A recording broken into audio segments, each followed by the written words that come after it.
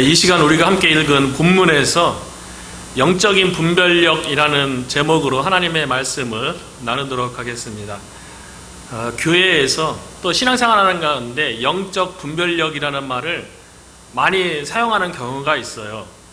어떨 때 많이 사용하냐면 하나님의 뜻인지 아니면 인간적인 뜻인지 사탄의 뜻인지, 그리고 특별히 영적 분별력을 많이 사용할 때는요, 하나님의 역사인지 또 귀신의 역사, 사탄의 역사인지 이런 거 이제 분별, 또 판별하는데 영적 분별력이라는 많이 쓰죠. 그리고 실질적으로 우리가 신앙생활하는 가운데 하나님의 뜻대로 살려고 했고 그 믿음대로 또 순종하면서 살아왔음에도 불구하고 삶 가운데 고난을 만나거나 환난이라든가 어려움, 예기치 못하는 여러 가지 힘든 일을 만났을 때에 이런 일들이 왜 일어났는가, 나에게 왜 이런 일들이 생겼는가, 그 가운데서 하나님의 뜻, 하나님의 섭리, 계획 이런 것을 발견하는 것도 영적인 분별력이라고 볼 수 있겠죠. 영적 분별력이라는 단어는 다양하게 쓸 수가 있는데요, 특별히 저는 오늘 본문에서 가장 중요한 영적인 분별력은 예수님이 누구신지에 대해서 분별하는 거예요. 특별히 예수님을 믿고 예수님의 부르심 가운데 순종 가운데 예수님을 따라서 사는데 예수님이 누군지 잘 깨닫지 못하고 신앙생활 한다면 이것처럼 억울한 일이 어디 있겠어요. 열심히 예수님을 믿노라고 했지만 예수님을 성경이 말하는 대로 하나님의 아들 그리스도가 아니라 예수님에 대해서 내 생각이 투영되어서 예수님이 내가 바라는 어떤 모습, 내 소원을 들어주는 어떤 분, 또 다른 세상적인 그 가치관을 가지고 예수님을 있는 모습 그대로 바라보지 못하는 영적 분별력이 없는 그런 모습이 우리 가운데 있을 수 있거든요. 오늘 본문에 보면 예수님의 제자들이 예수님을 2년에서 2년 6개월 동안 따라다녔어요. 왜냐하면 오늘 본문에 있는 벳세다의 맹인을 고치는 사건이 오늘 본문의 주된 내용인데, 이전에 예수님께서 오병이어 기적사건과 칠병이어 기적사건을 행하시고, 그리고 다음 주에 우리가 살펴볼 본문에서는 가이사랴 빌립보에서 예수님께서 너희는 나를 누구라 하느냐, 나는 예수님을 따라다니는 무리들을 향해서 또는 제자들을 향해서 질문하는 이 사건이 한 2년, 예수님의 공생애 가운데 2년에서 2년 6개월, 그러니까 예수님의 제자들이 예수님의 부르심을 받고 2년 넘게 예수님과 함께 먹고 자고 예수님의 사역 현장에 눈으로 보고 느끼고 경험했던 그 기간이 있는 거죠. 그럼에도 불구하고 제자들이 예수님이 누구신지에 대해서 부르심을 받아서 순종하고, 그래도 가족도 버리고 직업도 버리고 예수님을 2년 넘게 따라다녔음에도 불구하고 아직도 예수님이 누구신지에 대해서 정확하게 분별하지 못하고 있다는 거예요. 그래서 오늘 본문 이전에 있었던 사건 가운데 보면 예수님께서 제자들과 함께 바리새인들을 피해서 배를 타고 갈릴리 호수를 건너는 가운데 배 안에 떡 한 덩어리가 있는 거예요. 그 떡 한 덩어리를 놓고 예수님께서 제자들에게 질문하잖아요. 바리새인의 누룩을 조심하고 헤롯의 누룩을 조심하라. 그러니까 제자들이 뭐라고 얘기했냐면 우리에게 떡이 없습니다. 그렇게 얘기하거든요. 예수님께서 오병이어 기적을 통해서, 그리고 칠병이어 기적을 통해서 예수님이 생명의 떡임을, 사실은 우리나라 성경에는 떡으로 번역했지만 그러니까 이스라엘의 주식인 사실은 빵이죠. 생명의 빵, 우리로 치자면 밥이라고 볼 수 있죠. 예수님이 생명의 밥이다.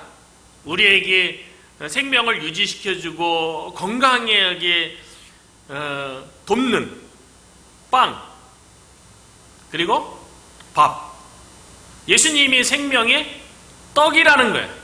예수님이 제자들과 함께 함에도 불구하고 우리에게 떡이 없음이니이다. 예수님이 옆에 있으면 예수님께서 두 번에 걸쳐서 양식을 제공하는 그 기적을 통해서 급식 이적이라고 했죠. 두 번씩이나 행했으면 예수님이 생명을 지켜주시는 양식이 되신다는 것을 옆에 있는 예수님 보고 깨달아야 되는데 제자들이 잘 깨닫지 못했다는 거예요. 그래서 예수님께서 제자들과 함께 갈릴리 호수를 건너서 벳세다에 오늘 본문에 이르는 것으로 본문이 시작되는데요. 22절에 보니까 벳세다에 이름에 사람들이 맹인 한 사람을 데리고 예수께 나와 손 대시기를 구하거늘. 벳세다가 어떤 동네입니까? 벳세다라는 아람어의 뜻은 어부의 집 또는 물고기의 집이라는 의미를 가지고 있고요. 그러니까 많은 어부들이 살았던 어촌이었다는 것을 알 수 있죠. 그리고 특별히 벳세다 출신으로는 예수님을 열심히 따라다녔던 베드로, 안드레, 빌립, 그러니까 이런 제자들이 벳세다 출신이에요. 그리고 특별히 벳세다 근처 빈들에서 예수님께서 오병이어 기적을 행하셨어요. 그럼 제자들이 예수님과 함께 벳세다에 이르렀을 때에 이전에 예수님께서 행하셨던 오병이어를 상기하면서 기억한다면 예수님이 우리를 떡으로 먹이셨지, 예수님이 생명의 떡이지, 이거를 깨닫고 그렇게 예수님을 바라봐야 되는데요. 제자들의 모습이 그렇지 못했다는 것을 오늘 본문에 대해 본문을 통해서 깨닫게 되는데요. 한 맹인을 통해서 예수님의 제자들이 지금 어떠한 영적인 수준 가운데, 영적인 분별력 가운데 있는지를 잘 보여주고 있습니다. 먼저 예수님께서 사람들이 데리고 온 한 맹인을 고쳐 주시는데요. 그런데 그 고쳐 주시는 방법이 독특합니다. 복음서에 보면 예수님께서 맹인의 눈을 뜨게 하는 사건이 7번 등장하거든요. 모두 앞을 못 푸는 맹인의 눈을 고쳐줘서 눈을 뜨게 하는 기적 사건인데요. 그런데 놀랍게도 예수님께서 맹인들을 고쳐주시는 방법이 다 다르다는 거예요. 그래서 23절에 보면 예수께서 맹인의 손을 붙잡으시고 마을 밖으로 데리고 나가사 눈에 침을 뱉으시며 그에게 안수하시고 무엇이 보이느냐 물으시니, 벳세다의 맹인 입장에서는 자신의 눈에 예수님께서 침을 뱉는 도저히 이해할 수 없는 방법으로 자신을 고쳐주는 그 모습 속에서 사실은 예수님께서 벳세다의 맹인에게 믿음과 순종을 요구하는 거죠. 아니 누가 나에게 가장 치욕스럽고 모욕스러운 행동이 상대방이 내 얼굴에 침 뱉는 거 아니겠어요? 그런데 예수님이 눈에다 침을 뱉었거든요. 눈을 고쳐주는 데 있어서요. 그리고 안수하시고 무엇이 보이느냐, 맹인이 눈을 뜨게 되는데요. 참 예수님께서 벳세다의 맹인의 눈을 뜨게 하시는 방법이 눈에 침을 뱉고 안수를 통해서 눈을 뜨게 하셨다는 거예요. 이 장면을 통해서 우리가 어떠한 영적인 분별력을 가져야 되냐면, 예수님께서 우리 가운데 일을 행하시고 역사하시는 방법은 각 사람에게 맞는 다양하게 일하신다는 거예요. 너무나도 중요한 것 같아요. 우리가 예수님으로 인해서 큰 은혜를 경험해요. 또 예수님으로 인해서 하나님께서 놀라운 축복도 주시고 놀라운 고난과 어려움을 극복한 그런 간증이 있어요. 그러면 어떤 사람은요, 이런 경향이 있어요. 내가 경험한 걸 보니까 하나님께서는 나와 비슷한 문제가 가지고 있는 사람은 내가 하나님 앞에서 이렇게 기도하고 이렇게 했더니 하나님께서 응답해 주셨더라 라고 다른 사람들에게 동일하게 나처럼 해야지 기도 응답이 있을 것처럼 이야기하는 그런 주변의 사람들을 보게 되거든요. 그런데 하나님께서 나에게 역사했다 그래서 그 방법 동일하게 다른 사람에게 역사하지 않는다는 거예요. 하나님께서는요, 각 사람에게 맞게끔 역사하신다는, 이거를 분별하는 게 너무나도 중요해요. 그러니까 우리 각 개인이 어떤 고난 가운데 있고 어떤 힘든 무거운 짐 가운데 있으면 그걸 가지고 개인적으로 하나님 앞에 나아가서 응답받는 게 중요한 거죠. 누구 더 은혜 받은 사람, 더 신령한 사람 찾아간다고 해서 그들의 방법이 곧 나의 방법이 되는 것이 아니라는 거예요.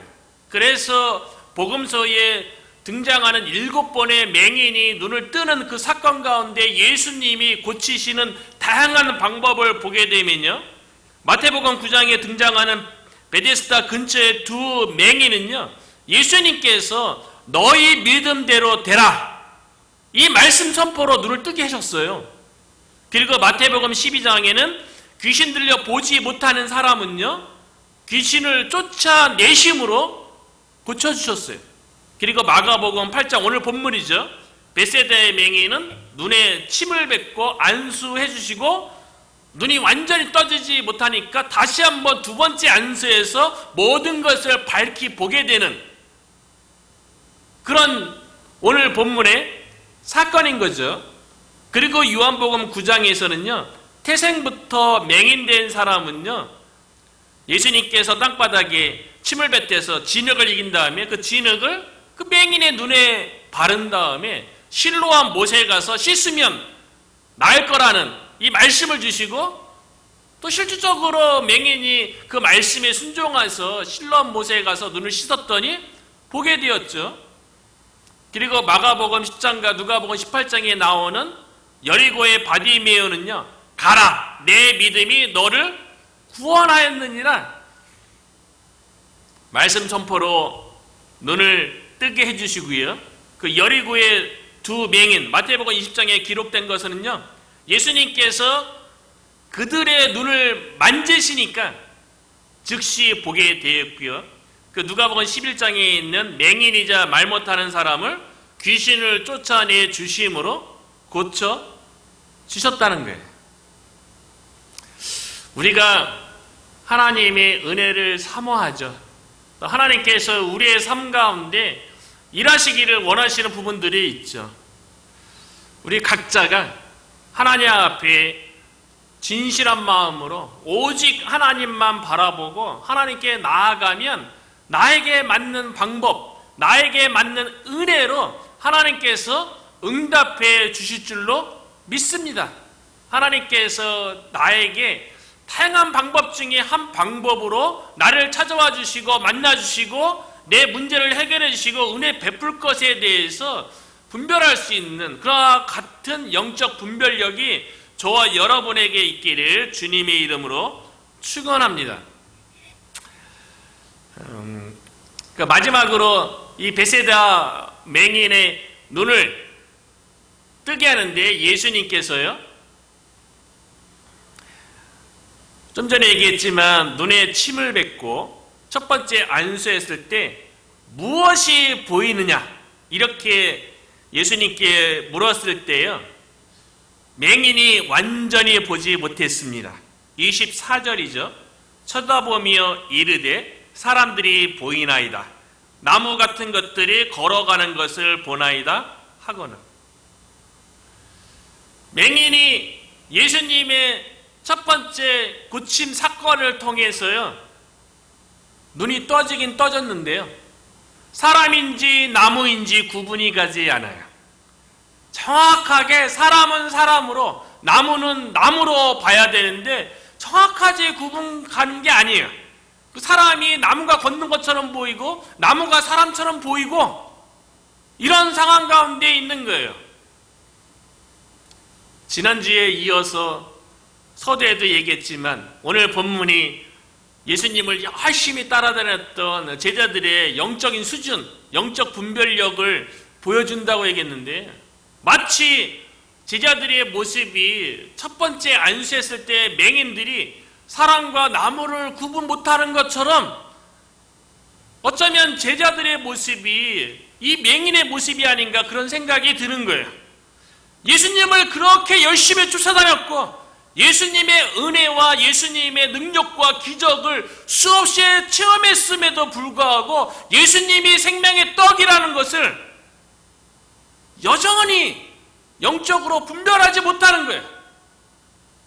그리고 그 예수님이, 생명의 떡이신 예수님이 지금 제자들과 함께하고 있다는 것을 피부로 느끼지 못하는 가운데 있는 거죠.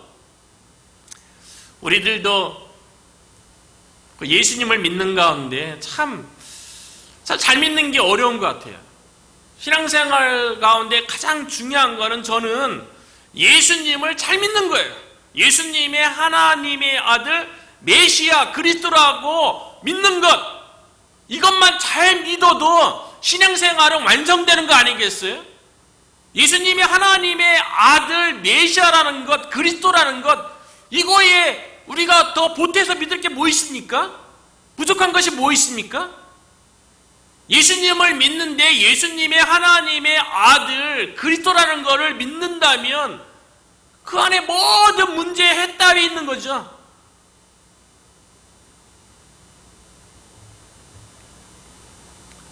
저와 여러분이 예수님을 하나님의 아들로 옳게 분별하고 예수님을 하나님의 아들 그리스도로 온전하게 믿고 의지할 수 있는 저와 여러분이 되기를 주님의 이름으로 축원합니다. 이 맹인이요, 사람과 나무를 구분 못했잖아요. 그랬더니 예수님께서 다시 안수해 주시는 거예요. 25절이죠. 이에 그 눈에 다시 안수하심에 그가 주목하여 보더니 나아서 모든 것을 밝히 보는지라. 베세다의 맹인이 예수님께서 두 번째 안수, 손을 대셨을 때에 모든 것을 밝히 보게 되었어요. 사람은 사람으로 보였고 나무는 나무로 보였고요. 무엇보다도 예수님이 하나님의 아들 메시아라는 것, 자신이 구원을 경험하는 걸 통해서 예수님을 옳게 분별해서 예수님을 보게 되었다는 거예요. 저와 여러분이 예수님에 대한 처음 사랑이 다 있죠.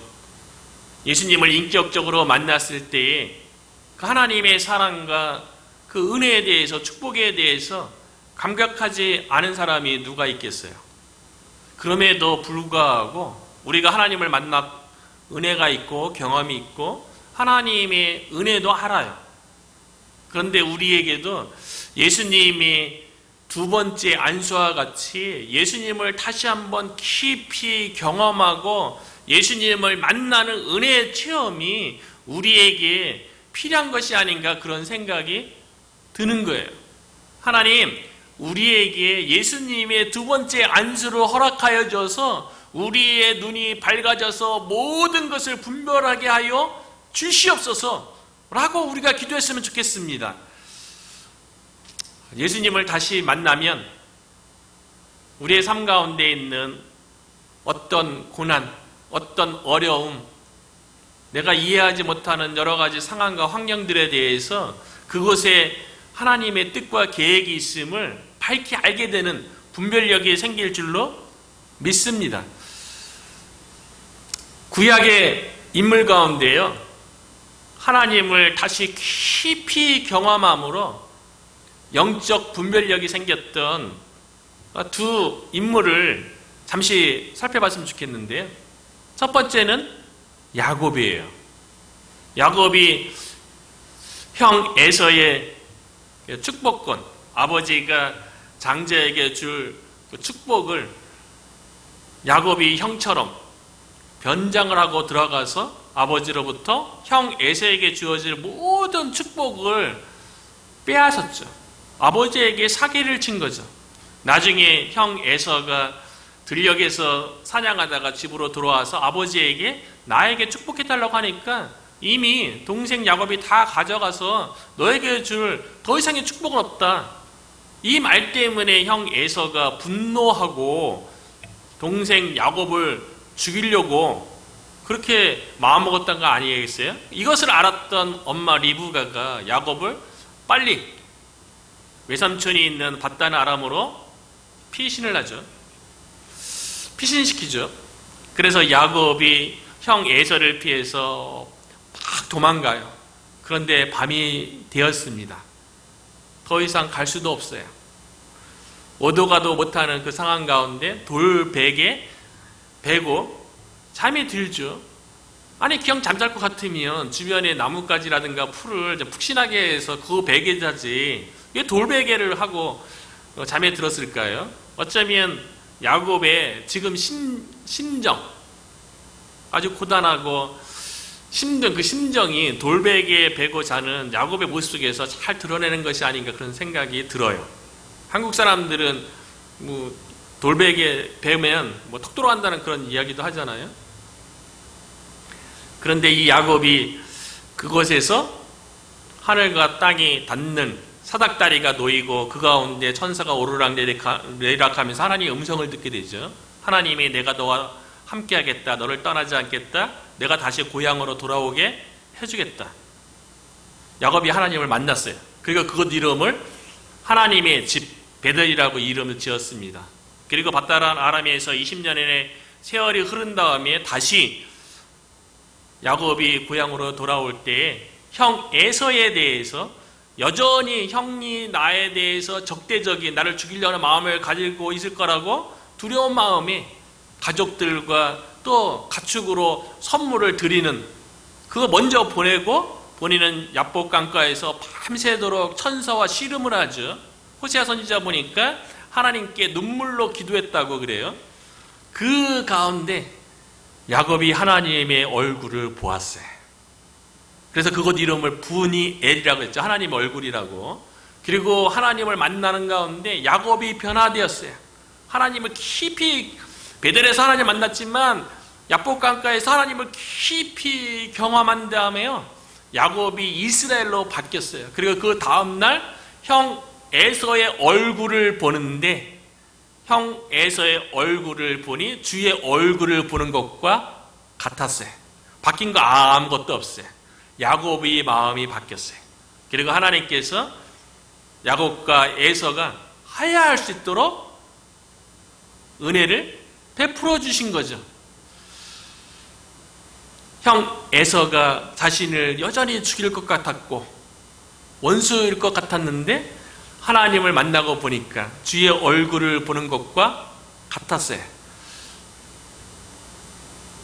영적인 분별력이 생긴 거죠. 또 한 명은 욥이에요.